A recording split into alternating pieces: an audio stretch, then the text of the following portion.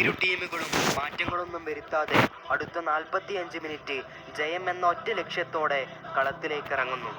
Real മാഡ്രിഡിന്റെ മുന്നേറ്റം.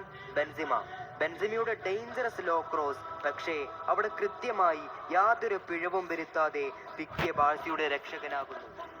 ഇവിടെ വീണ്ടും റയലിന്റെ ഒരു ആക്രമണം. മാർസലോ ടു ടോണി ക്രൂസിന്റെ കേർവിംഗ് ഷോട്ട് കൂളായി ടെർ സ്റ്റെഗൻ അതും തട്ടി അകറ്റുന്നു. റയൽ മാഡ്രിഡ് കൂടുതൽ അപകടകാരികളാകാൻ തുടങ്ങി. പക്ഷേ വീണ്ടും അവർ ആക്രമിക്കുമ്പോഴും അതിനെയെല്ലാം ഒരു പർവ്വതം പോലെ തടയാൻ ബാഴ്സയുടെ കാവൽ മാലാക ടെർ സ്റ്റെഗൻ അവിടെ നിലയുറയ്ക്കും. എന്നാൽ ഇവിടെ ടെർ സ്റ്റെഗൻ ആണെങ്കിൽ മറുഭാഗത്ത് കെയ്ലർ നവാസ് എന്ന പോരാളിയാണ്. പിക്കിയുടെ ഹെഡറിനെ അമേസിംഗ് സേവിലൂടെ അവരുടെ ഗോൾ വല സംരക്ഷിക്കുന്നു കെയ്ലർ നവാസ്.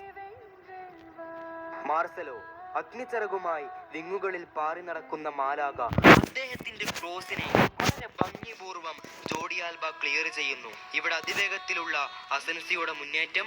റൊണാൾഡോ നിർഭാഗ്യമെന്നല്ലാതെ വേറെ ഒന്നും എനിക്കിതിൽ നിന്നും പറയാനില്ല. Unlucky for Real Madrid.